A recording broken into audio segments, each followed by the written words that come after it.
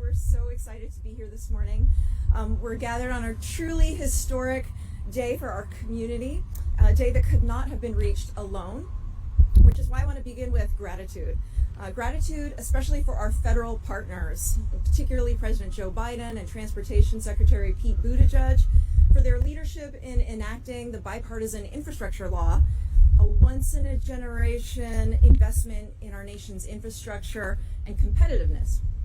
This law marks the largest federal investment in public transit in U.S. history. And today, here in Lincoln, Nebraska, we will not miss the bus on that history. In fact, we are kicking things into high gear. I am thrilled to announce that our city's public transit system, StarTran, has been awarded a $23.6 million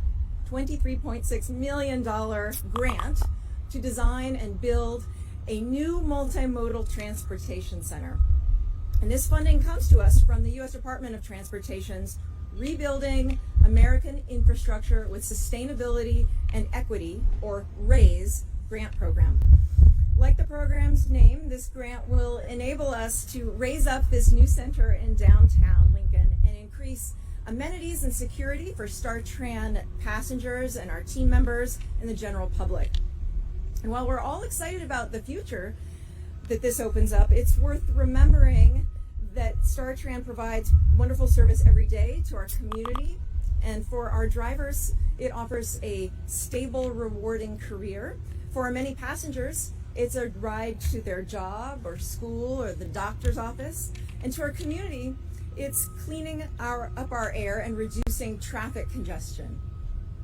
And yet for many years, some in our community have sought an even better and bolder future for our public transportation system. Today's award is confirmation of the exceptional work that they've done to drive us toward that future. So I hope you will please join me in thanking our StarTran staff, our StarTran Advisory Board, and the Multimodal Transportation Center Advisory Committee for their efforts. Please join me in a round of applause for them.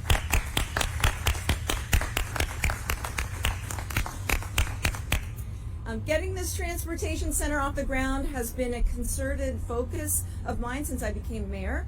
And among the many proposed improvements of this center are restrooms for drivers and the public, an indoor climate-controlled passenger waiting area, new administrative offices for StarTran, and improved mobility by integrating multiple transportation modes, including buses and bikes, scooters, and walking for our pedestrians.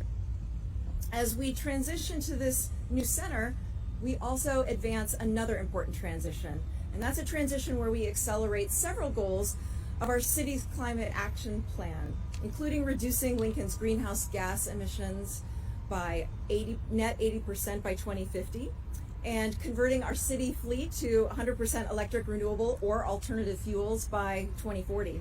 And already today, you can see some of the buses behind me, nearly 2/3 of StarTran buses are a part of this clean fleet. And this new center will play a pivotal role in meeting this goal, a goal that also enhances our passenger experience, improves working conditions for our bus drivers, and helps our city save on gas and maintenance costs.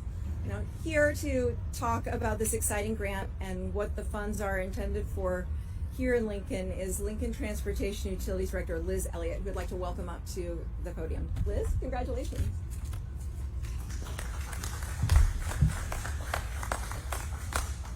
Thank you, Mayor. I'm thrilled about this grant award and proud to be part of the group effort that it took to secure this funding. StarTran continues to be an essential transportation option that offers nearly 10,000 rides every day.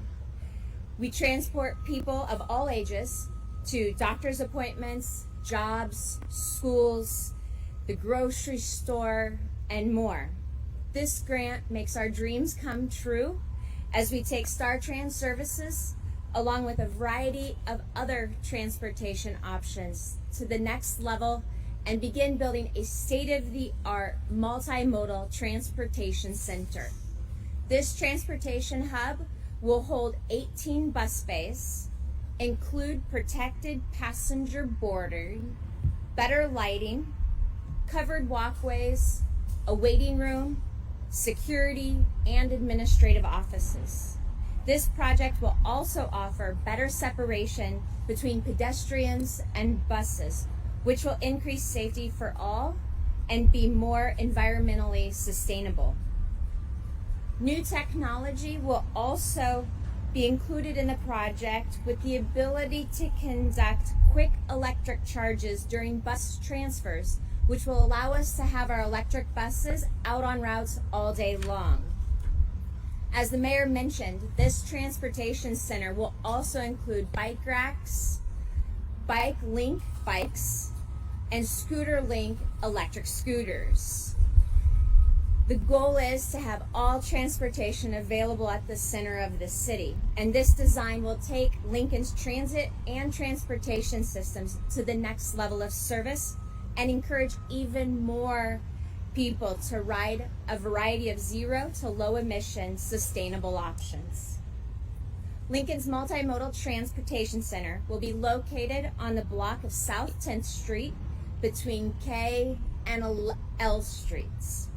This effort will cost approximately $32.2 million, which includes the federal raise grant of $23.6 million, the value of land estimated at $8.3 million, and an additional nearly $842,000 in local funding.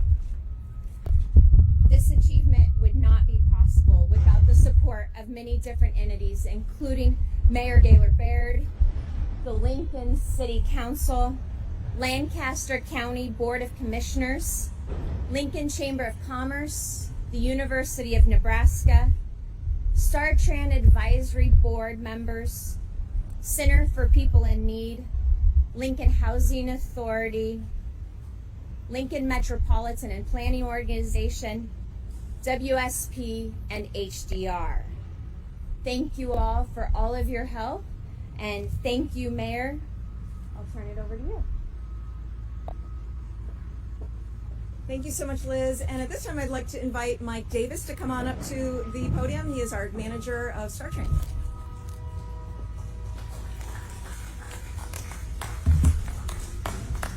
Thank you, Mayor. Speaking from my heart, this grant truly means so much to our department and to StarTran. These funds will go towards this important project that will continue to strengthen our economy by enhancing access to jobs and education.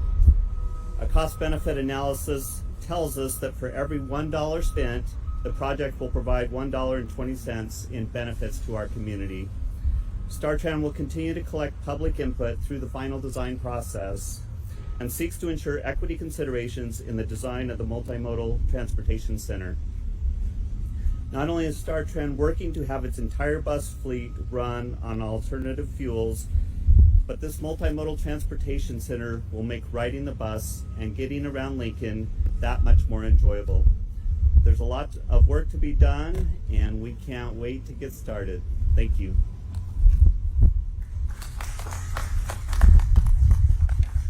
Well, thank you so much for your leadership, Mike, and to your team at StarTran. This is a really exciting day as we continue to move Lincoln forward. This is an exciting time for our dynamic community. The financial investments we are making, like the Lincoln on the Move project, like the Greenlight Lincoln project, and our collective investments exemplified by the dedication of our city staff and our residents, they're paying off and they're transforming our community for the better. A place we have reached thanks to our StarTran staff, Lincoln Transportation and Utilities team, and community members. And we are becoming that destination. We will really want to thank our federal partners for helping us along this path. And with that, I'd like to open it up for any questions from the media. Yes. Oh, good question. Liz?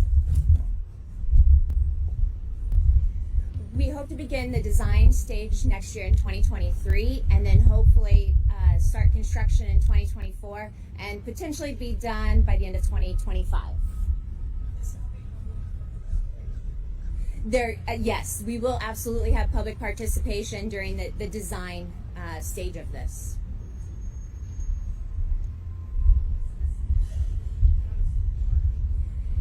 It is. Right now there's the current county city parking that's used by visitors as well as employees. And the proposed concept right now does include including the parking. So although during construction we'll have to move things, ultimately the parking will remain.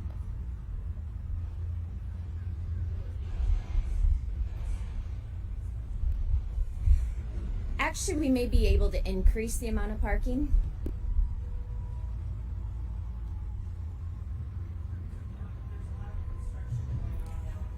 Right.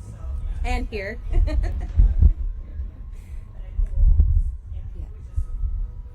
Yes. We are going to be looking. We are looking for an interim location. I hope to have more information. Hopefully, maybe in the next 2 weeks on that.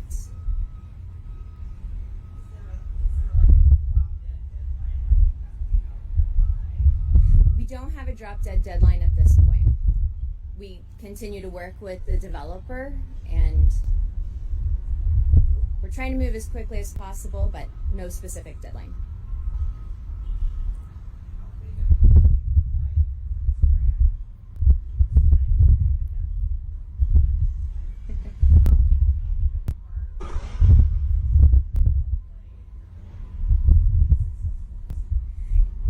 This is the 8th time that over the last decade that we have applied for this particular grant, and it's instrumental. Obviously, with the cost of creating such a state-of-the-art center, we needed the federal funding to be able to move forward with it. It is something that is in our CIP, and we're able to slowly add to it, but this really expedites and allows us to do it much sooner.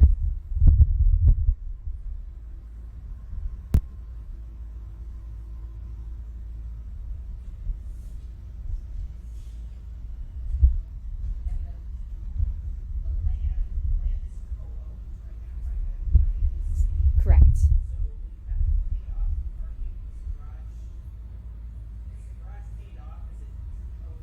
Right. All of that will be worked out with the county board and the Public Building Commission with the city.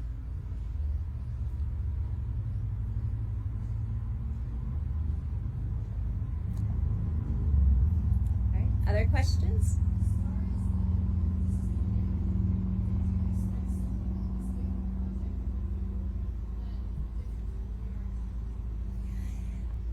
Oh.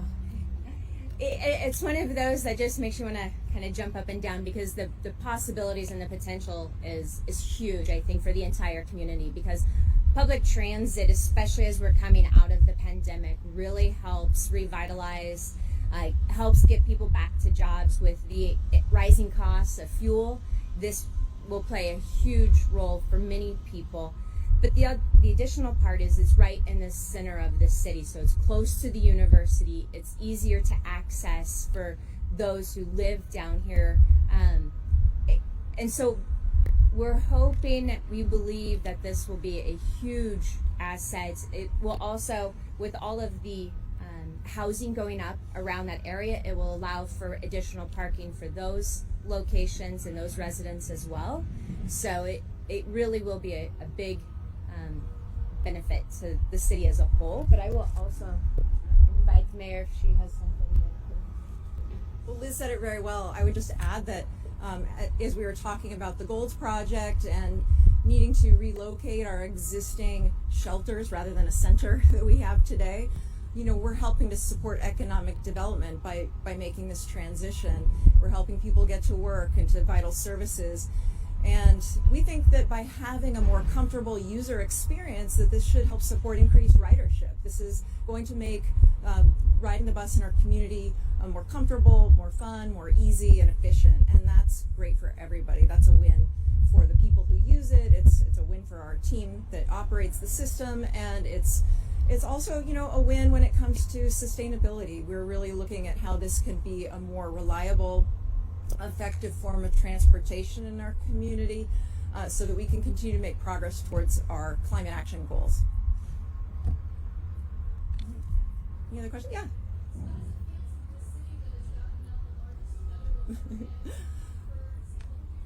You know, if I knew how to do a cartwheel, I would do one. That's how it feels. This is a big deal. We're really, really grateful.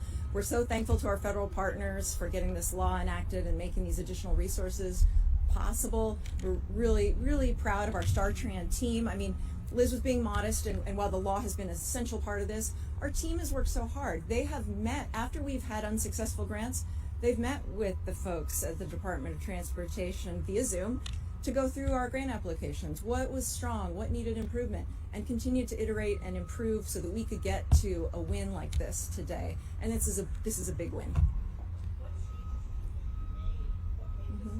Yeah. I know that one significant change was location. Previous locations were deemed, not ideal. Liz, do you want to talk about any other changes? I think the other aspects was really trying to partner with different needs within the community. So we also had a big emphasis this year and priority on the climate initiatives, because StarTran is really ahead of the game on the alternative fuel and the zero emission buses. That did give us a leg up. We also, because of the years of effort and dedication put into this, we are farther along in the planning stage and really had a solid proposal that we could give to USDOT that was obviously a very strong contender, and we're happy for that. All right. Any other questions? All right. Thank you all for being here today and helping us celebrate this huge milestone. So thank you.